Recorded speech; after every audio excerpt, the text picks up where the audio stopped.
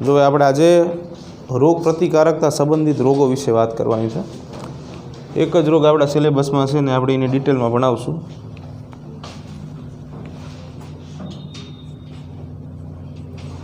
AIDS વિશે વાત કરીએ આજે. એઇડ્સનું પૂરું નામ આપણે જાણી છે મુજબ એક્વાયર્ડ ઇમ્યુનો ડેફિશિયન્સી સિન્ડ્રોમ. એક્વાયર્ડનો અર્થ એવો થાય જરૂરી અથવા આવશ્યક, જે બહુ જ જરૂરી છે. ઇમ્યુનિટી એટલે રોગ પ્રતિકારકતા, રોગો સામે લડવાની કેપેસિટી, ક્ષમતા. ડેફિશિયન્સી એટલે ઉણપ, જરૂરિયાતપૂર્વકની અથવા જરૂરી પ્રતિકારકતા, રોગ પ્રતિકારકતાની ઉણપના કારણે. સિન્ડ્રોમ એટલે રોગોનો સમૂહ, કોઈ એક રોગની વાત નથી થતી. રોગ પ્રતિકારકતા જે રીતે રોગો સામે રક્ષણ આપે છે એની ઉણપના કારણે અથવા તો એની અછતના કારણે રોગો જે છે એ વધુ માત્રામાં સજીવને થાય, કારણ કે પ્રતિકારકતા જ નથી તો નાના નાના રોગોના રોગકારકો શરીરમાં દાખલ થઈને સરળતાથી રોગ ફેલાવશે. તો અહીંયા એક્વાયર્ડ ઇમ્યુનો ડેફિશિયન્સી સિન્ડ્રોમ, એમાં એક્વાયર્ડ એટલે જરૂરી, જે મુજબ આપણે વાત કરી, જરૂરી અથવા તો આવશ્યક. ઇમ્યુનો રોગ પ્રતિકારકતા, ડેફિશિયન્સી ઉણપ, અને સિન્ડ્રોમ એટલે રોગોનો સમૂહ અથવા તો લક્ષણોનો સમૂહ. HIV વાયરસ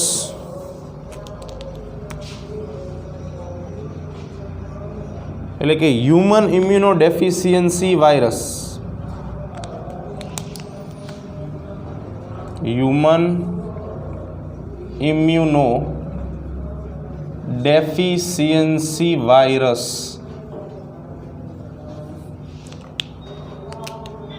રિટ્રોવાયરસ મુખ્ય જવાબદાર વાયરસ છે. રિટ્રોવાયરસની પ્રજાતિ જે છે લેન્ટીવાયરસ છે અને કુળ જે છે એ રિટ્રોવાયરિડી છે. પ્રજાતિનું નામ છે લેન્ટીવાયરસ અને કુળ છે રિટ્રોવાયરિડી. HIV એડ્સનો સૌ પ્રથમ કિસ્સો 1981માં સામે આવ્યો હતો. સૌ પ્રથમ કેસ.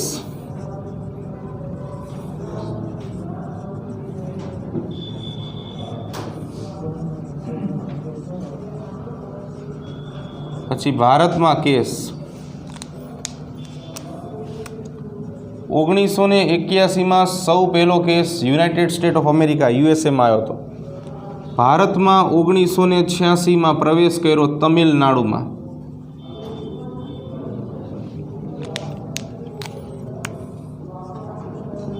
મોન્ટની જરે, આ વૈજ્ઞાનિકનું નામ છે, 1983માં HIV માટે જવાબદાર વાયરસને સૌથી પહેલાં અલગીકૃત કર્યો. સૌ પ્રથમ એઇડ્સ માટે જવાબદાર વાયરસને અલગ કર્યો.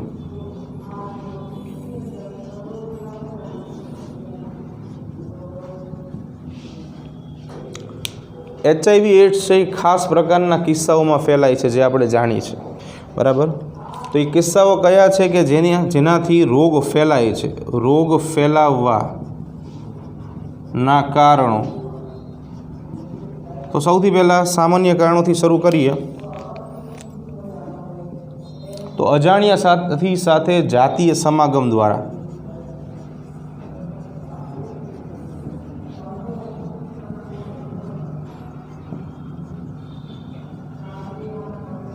નંબર 2, નશાકારક પદાર્થોનો ઉપયોગ કરવાથી. હવે આ એક મુદ્દો થોડોક સમજીએ. નશાકારક પદાર્થોનો ઉપયોગ કરવાથી HIV એડ્સ કેવી રીતે ફેલાય? તો બધા નશાકારક પદાર્થોની વાત નથી. જે નશાકારક પદાર્થો છે, બરાબર, કે જે ડ્રગ્સના ફોર્મમાં, આપણે જેને સંયુક્ત રીતે ડ્રગ્સ કહીએ છીએ. ડ્રગ્સ એટલે ખરેખર થાય દવાઓ. ડ્રગ્સ એટલે ઓલું ડ્રગ્સ નહીં જે આપણે પિક્ચરોમાં જોઈએ છીએ, એ નહીં. અહીંયા દવાઓનો સંદર્ભ લેવાનો છે. Cocaine, heroine, brown sugar, LSD, આ બધું જે છે ડ્રગ્સની અંદર આવે, કે જે ખરેખર એનો સાચો ઉપયોગ શું છે? દવાઓમાં ઉપયોગ છે. જ્યારે વ્યક્તિ અતિશય જીર્ણ અને ખરાબ લાગણીઓમાંથી પસાર થતો હોય, નિંદ્રા ન આવતી હોય, તાણ તણાવ ચિંતા દુઃખ દર્દ આ બધું એક સામટું એની માથે પડી ગયું હોય, ત્યારે આવી દવાઓ જે છે એ ડૉક્ટર દ્વારા એને આપવામાં આવે, ડૉક્ટર લખી દે ને ત્યારે આપવામાં આવે કે જેના કારણે વ્યક્તિને એવી ખરાબ પરિસ્થિતિમાંથી બહાર નીકળવા માટે સમય મળે અને ઝડપથી નીકળી શકે. પણ અનાયાસે આપણા ફીચરવાળા જે છે એ બીજો ઉપયોગ દર્શાવે છે, તો એ સમયે આનો ઉપયોગ કરવામાં આવે. હવે આ જે છે એ બે રીતે લઈ શકાય. તમે નાક દ્વારા તો પિક્ચરોમાં જોયું જ છે, બરાબર. બીજું એક છે ઇન્જેક્શન દ્વારા. ઇન્જેક્શન જે છે એમાં શું છે કે જે રીતે લિક્વિડ ફોર્મની અંદર સીધું રુધિર વાહિનીમાં ઇન્જેક્શન દાખલ કરીને આ ઘટકો દાખલ કરવામાં આવે છે. ફોર એક્ઝામ્પલ તમે પિક્ચર જોયા હશે, બરાબર. નસમાં સીધું ઇન્જેક્શન જે છે એ દાખલ કરે અને એના દ્વારા જે કાંઈ લિક્વિડ હોય એટલે કે ડ્રગ્સ જે કન્ટેન છે, જે લીધેલું છે એ વ્યક્તિને જે પસંદ હોય, બરાબર, એ વ્યક્તિ દાખલ થાય અને એના કારણે નસો ચડે. તો હવે આમાં શું થાય કે વારંવાર અથવા તો 2-3 વ્યક્તિઓ છે સાથે મળીને આવું સારું કામ કરી રહ્યા છે, તો એકને એક સિરિંજ વાપરે તો શું થાય કે આવી રીતે રોગો જે છે એ ફેલાતા હોય છે. એટલે સિરિંજ દ્વારા રોગ ફેલાય. એટલે ત્રીજો પોઈન્ટ આપણો એવો છે કે સોય એક જ વ્યક્તિ દ્વારા વારંવાર વાપરવામાં આવે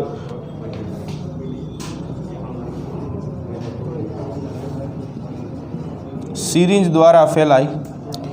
નંબર 4, માતા દ્વારા જરાયુથી 33% કિસ્સાઓ જે છે જન્મજાત બાળકમાં જે કિસ્સાઓ હોય છે કે જે જન્મતા વેત HIV પોઝિટિવ હોય એની અંદર 33% જે કિસ્સાઓ છે એ આ રીતે આવે છે. માતા ઓલરેડી પોઝિટિવ હોય, HIV ગ્રસ્ત હોય અને એ બાળકને જન્મ આપે એટલે બાળક જે છે એ બાળક જરાયુ દ્વારા HIVના એન્ટીજન જે છે એ પોતે સ્વીકારે અને એના કારણે બાળક પણ પોઝિટિવ થાય.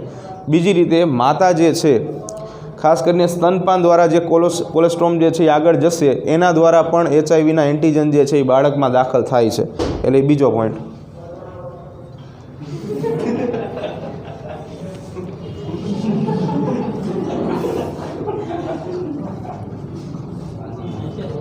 અને છેલ્લું રુધિરાધાન.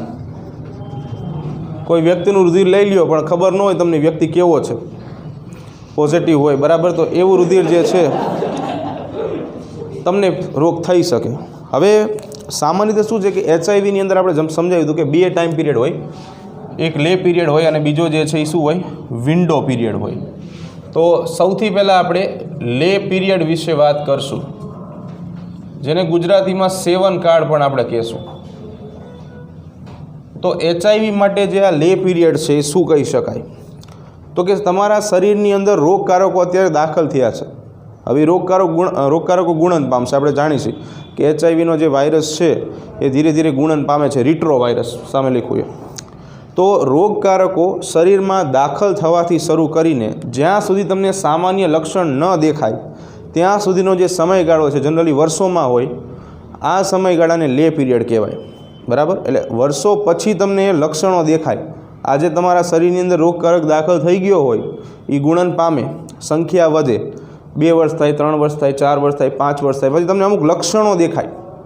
એ લક્ષણોના આધારે પછી તમને એમ લાગે કે ના, શરીરની અંદર હવે કંઈક ખામી લાગે છે. તો આ જે સમયગાળો છે એને આપણે લે પીરિયડ કહેશું. તો રોગકારકો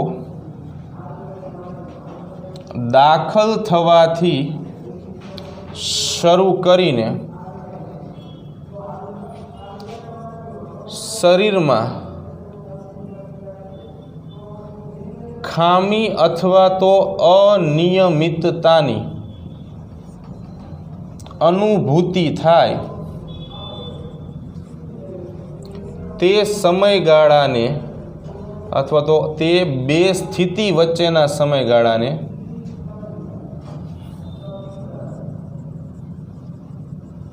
આપણે લે પીરિયડ કહેશું.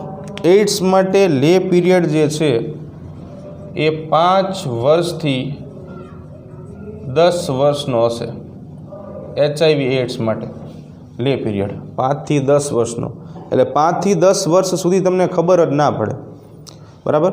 હવે જો કદાચ આવા કિસ્સામાં તમે હજી શરીરની અંદર રોગકારક દાખલ થયો જ છે અને તમે કદાચ ટેસ્ટ કરાવો છો, તમને ખબર નથી પણ કદાચ અનાયાસે તમે ટેસ્ટ કરાવો છો, એલિઝા ટેસ્ટ કરાવો છો, જે આની અંદર આપણે ઉપયોગમાં લઈએ છીએ. એલિસા એન્ઝાઇમ લિંક્ડ ઇમ્યુનોસોર્બેટ એસે. તો એલિસા ટેસ્ટ જે છે ને એ નેગેટિવ આવે 2 અઠવાડિયાથી 12 અઠવાડિયાની વચ્ચે તમે કરાવો ને તો આની વચ્ચે ટેસ્ટ કરાવો તો એ પણ નેગેટિવ આવે. એનું રીઝન એવું છે કે હજી જો રોગકારક દાખલ થયો છે 2 થી 12 અઠવાડિયા થયા છે તો એ રોગકારક સામેનું એન્ટીબોડી જે છે એ સિરમમાં નહીં આવે, એટલે એન્ટીબોડી બન્યું હોતું નથી, હજી એન્ટીબોડી સર્જાયું હોતું નથી, અથવા તો એની સર્જાઈ ગયું હોય ને તો એની સાંદ્રતા જે છે એન્ટીબોડીની એ ખૂબ જ ઓછી હોવાના કારણે આ ટેસ્ટ જે છે એ પોઝિટિવ આવતી નથી.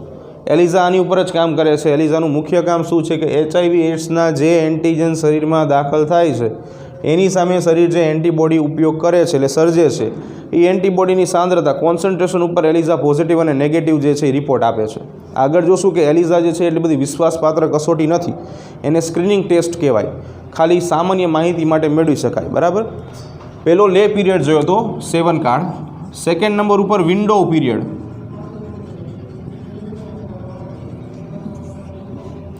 વિન્ડો પીરિયડ શું છે? તમને એવું લાગે છે કે તમારા શરીરની અંદર અનિયમિતતા છે, ખામી છે, કંઈક ફેરફાર લાગે છે, તમે દોડી જાઓ છો લેબોરેટરીમાં જઈને એમ કહો છો કે ટેસ્ટ કરો, તો તમે લેબોરેટરીમાં જાઓ એટલે કે તમને જાઓ ક્યારે? જ્યારે તમને એમ લાગે કે ના શરીરમાં કંઈક અનિયમિતતા છે તો કોઈ ડૉક્ટર પાસે જાઓ, એ તમને રિપોર્ટ કરાવવાનું કહે. બાકી ડાયરેક્ટ તો આપણે ક્યારે એવું ન થાય કે ચાલો લેબોરેટરી પાસે નીકળ્યા એક રિપોર્ટ કરાવતા જઈએ, કરાવે જ નહીં. જો કે બરાબર આપણે દરરોજ નીકળતા હોય તો શું દરરોજ લોહી આપવાનું? લઈ લેને હાલને 2 ml થઈ જાય. એક્સરે વાળા પાસે નીકળાવે તો એમ થોડા કહે ચાલને પગનો એક્સરે પડાવી દઉં, કંઈ ભાંગી નથી ગયું ને. તો જ્યાં સુધી ડૉક્ટર ન કહે ત્યાં સુધી આપણે રિપોર્ટ ના કરાવી. એટલે કે સંક્રમિત અવસ્થા લાગે અથવા તો અનિયમિતતા સર્જાય, નિયમિતતા લાગતા લેબોરેટરીમાં રિપોર્ટ કરાવવા માટે જાય. આ બંને વચ્ચેનો સમયગાળો વિન્ડો પીરિયડ તરીકે ઓળખાય.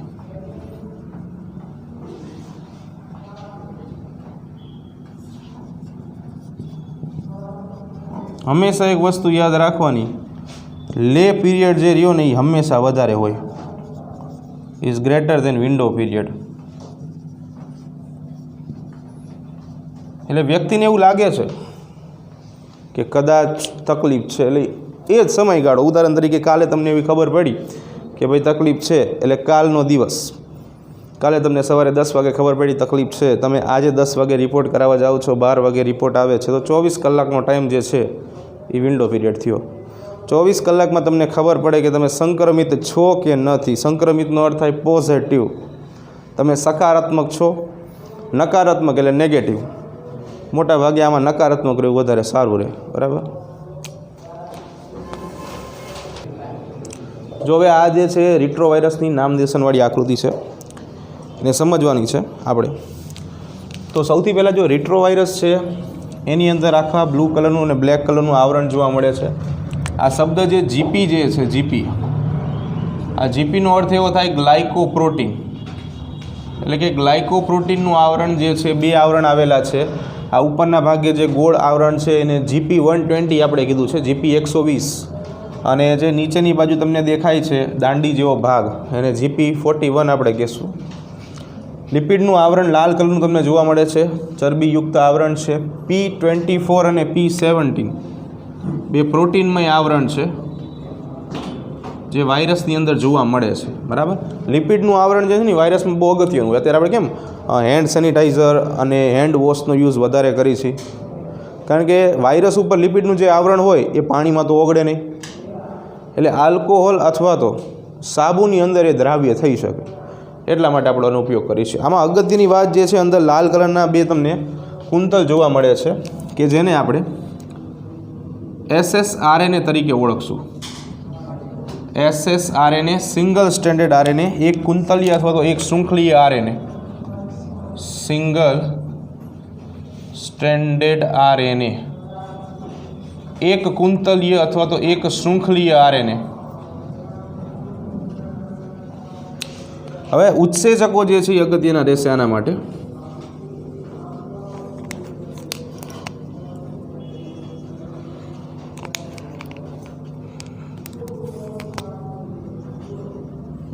સૌથી પહેલાં અહીંયા એક ઉત્સેચક વિશે વાત કરીએ જેનું નામ છે પ્રોટીએઝ, જે પ્રોટીનના પાચન સાથે સંકળાયેલા હોય છે. બીજા નંબર ઉપર ઇન્ટિગ્રેસ પ્રકારના ઉત્સેચકો. ઇન્ટિગ્રેસ ઉત્સેચકો જે છે એ ખરેખર શું કરે છે કે યજમાન કોષમાં જ્યારે રિટ્રોવાયરસ પ્રવેશે ને ત્યારે આપણે એમ કહેતા હતા કે જે યજમાનનો જીનોમ છે, ડીએનએ તો ઘણો લાંબો ખંડ છે, એના ટુકડાઓ જે છે એ જીનોમનું પોતાનું સ્વરૂપ જે છે એ રિટ્રોવાયરસ તોડી નાખે અને પોતાનું જે વાયરલ આરએનએ કોર, એવો શબ્દ આપણે બુકમાં આપ્યો છે, વાયરલ એટલે ચેપગ્રસ્ત, આરએનએ કોર એટલે જે આરએનએનો આખો અણુ છે એ ત્યાં ગોઠવાઈ જાય. અને એટલા માટે એ જે સામાન્ય કોષ હોય એ HIV ગ્રસ્ત કોષ અથવા તો ચેપગ્રસ્ત કોષમાં ફેરવાઈ જશે અને ધીરે ધીરે એ કોષ જે છે એ આખા શરીરની અંદર સંખ્યામાં વધારો કરશે. બરાબર? તો એ કામમાં ઇન્ટિગ્રેસ ઉત્સેચક વડે થાય છે. છેલ્લો જે ઉત્સેચક તમને દેખાય છે લાલ કલરનો, એનું નામ છે RTE. એટલે કે રિવર્સ ટ્રાન્સક્રિપ્ટેઝ એન્ઝાઇમ.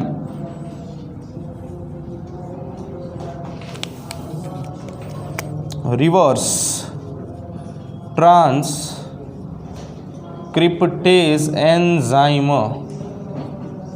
RTE કહેવાય, જેનું મુખ્ય કામ છે એ રિવર્સ ટ્રાન્સક્રિપ્ટેશનનું છે.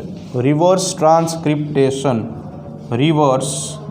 ટ્રાન્સક્રિપ્ટેશન જે મોટા ભાગે તમને વાયરસની અંદર જોવા મળશે. આપણી અંદર ટ્રાન્સક્રિપ્ટેશન જોવા મળે. ટ્રાન્સક્રિપ્ટેશન શું છે? ભાષાંતર નામ સાંભળ્યું છે તો આવડે. આપણે જનરલી ડીએનએમાંથી આરએનએ અને પછી એમાંથી પ્રોટીન બનાવી, કેમ કે આપણી અંદર જનીન દ્રવ્ય તરીકે ડીએનએ પોતે છે, પણ વાયરસની અંદર શું છે? જનીન દ્રવ્ય તરીકે આરએનએ છે. હવે અહીંયા આરએનએ કયા સ્વરૂપમાં છે?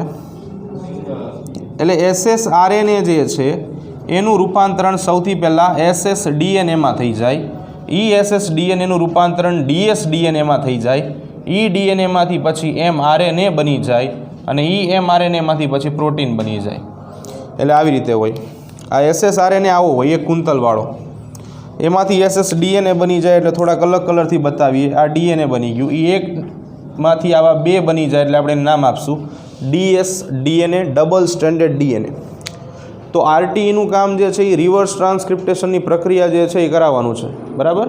તો એ પ્રક્રિયા જે છે એ કરાવશે અને એના કારણે વાયરસ જે છે એની સંખ્યા વધશે. બીજી એક વાત કે આની અંદર નિદાન કસોટી સમજવાની છે.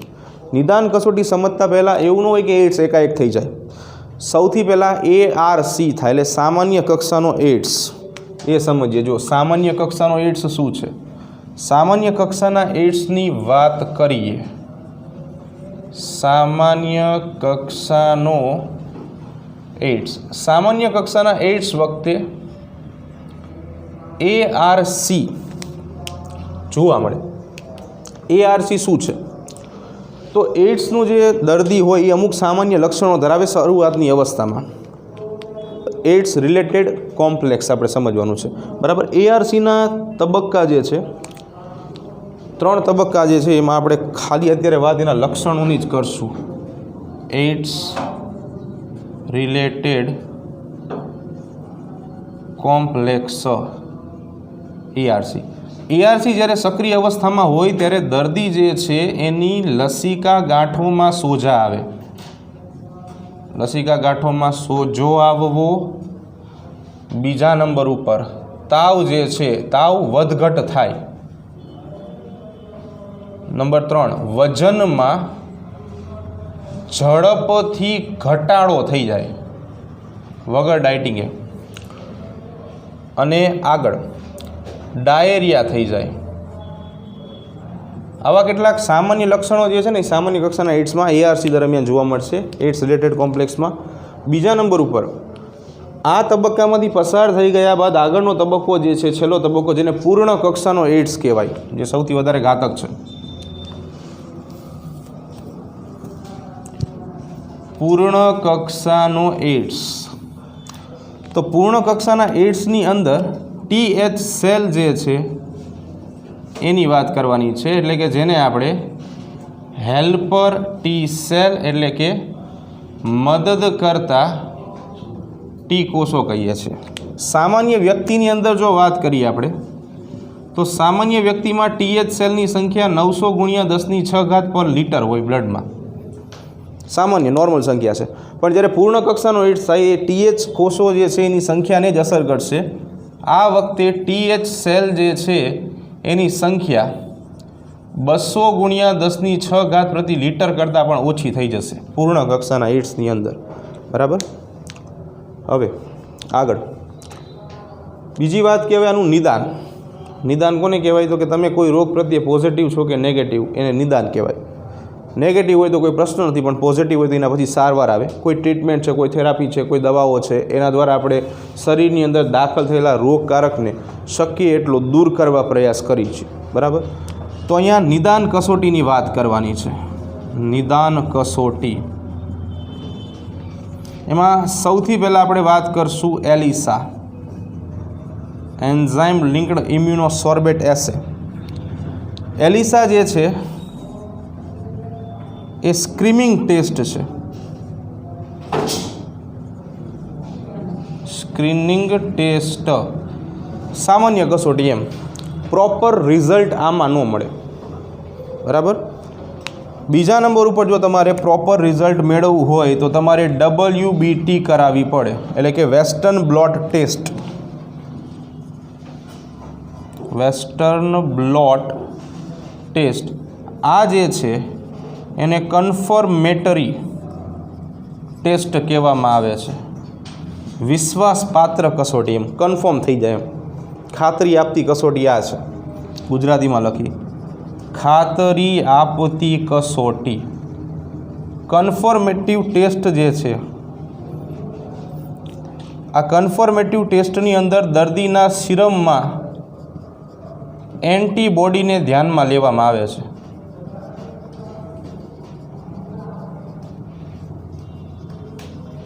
બીજું કે એલિસા જે છે એ માત્ર HIV એડ્સ માટે નથી, ઘણા બીજા પણ રોગોની અંદર એલિસા જે છે એ યુઝફુલ છે.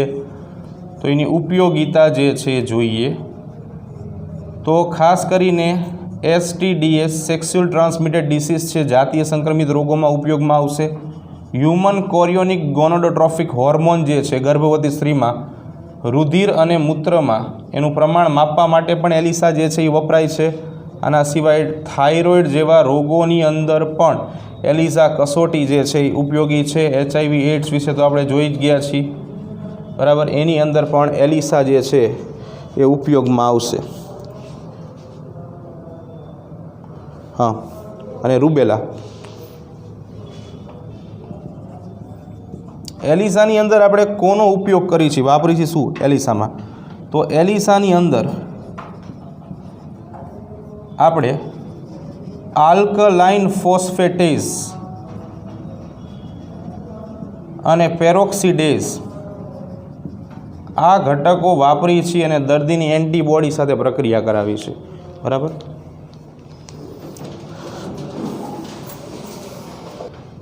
જો નિદાન કસોટી આપણે જોઈ બે એલિસા અને WBT. હવે કદાચ એવું થાય કે પોઝિટિવ થઈ ગયા તો ઉપચાર કઈ રીતે કરવો? એડ્સનો કોઈ ચોક્કસ ઉપચાર આપણી પાસે નથી, પણ જે મુજબ આપણે 3 ઉત્સેચકો જોયા હતા એની અંદર કે 3 ઉત્સેચકો સંલગ્ન પહેલાં 3 પોઈન્ટ છે કે જે કાંઈ ઉત્સેચકો છે એને નિષ્ક્રિય તો આપણે સાવ નથી કરી શકતા. અમુકની અંદર નિષ્ક્રિય કરી શકાય, પણ અમુક પાછા એક્ટિવ હોય તો ચાલુ જ રાખશે એનું કામ. એટલે થોડીક એની અસર ઘટાડી શકાય આપણે. તો એમાં સૌથી પહેલાં આપણે જે વાત કરી હતી RTE રિવર્સ ટ્રાન્સક્રિપ્ટેઝ ઉત્સેચક વિશે, તો એને અવરોધક એટલે કે એની પ્રક્રિયાને અવરોધ પેદા કરવા માટે આપણે ઉત્સેચક જે છે એની પ્રક્રિયાને અટકાવી શકાય અમુક સમય સુધી. તો એની અંદર ઝિડોયુડિન કે જેને AZT તરીકે આપણે ઓળખશું, સ્ટેવુડિન બધા દવાઓના નામ છે. DDI ડાઇડેક્સિમિડિન આ બધી દવાઓ જે છે એ રિવર્સ ટ્રાન્સક્રિપ્ટેઝ અવરોધક તરીકે કામ કરશે. એવી જ રીતે બીજો ઉત્સેચક પ્રોટીએઝ હતો. પ્રોટીએઝ પ્રોટીનનું પાચન સાથે સંકળાયેલ છે, તો એને અવરોધવા માટે આપણી પાસે બીજી 3 દવાઓ છે. રેટોનાવિર, પછી આ શું છે હા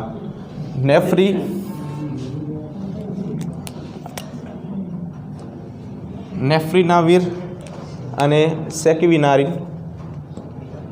ઇન્ટિગ્રેઝને અવરોધવા માટે 2 દવાઓ છે, રાલ્ટેગ્રાવિર અને એલ્ટીગ્રાવિર, બરાબર.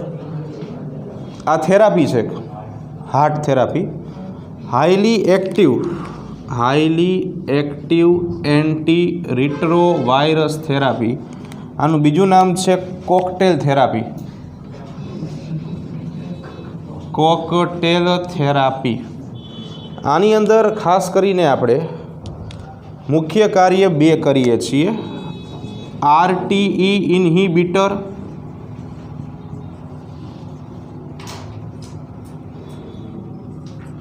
અને પ્રોટીએઝ ઇન્હિબિટર. ઇન્હિબિટરનો અર્થ એવો થાય અવરોધક. આરટીઈ એટલે રિવર્સ ટ્રાન્સક્રિપ્ટેઝ એન્ઝાઇમ અને પ્રોટીએઝ એટલે પ્રોટીએઝ એન્ઝાઇમ. આ બેયને આપણે અવરોધવાનું કામ કરીએ છીએ, બરાબર. બીજું કે આ બધી દવાઓથી આપણે એડ્સના દર્દીને આજીવન માટે બચાવી શકતા નથી, માત્ર એનો આયુષ્યકાળ વધારી શકીશું. આપણે એમ ન કે આ દવાઓ લેશે એટલે એડ્સ જે છે એ બધા એના રોગકારકો શરીરમાંથી નીકળી જશે, એવું પોસિબલ નથી. માત્ર આપણે અમુક સમય સુધી એને બચાવી શકાય છે, બરાબર. પછી અમુક સંસ્થાના નામ છે જે તમને આવડતા જ હશે, છતાં આપણે લખી નાખી સંસ્થાઓ. WHO વૈશ્વિક સ્તરે, world health organisation. NACO Bharat, national aid control organisation, red ribbon express, આ બધાએ શરૂ કરેલી. અને NGOs પ્રાદેશિક સ્તરે હોય, કામ કરે. Non government organisation,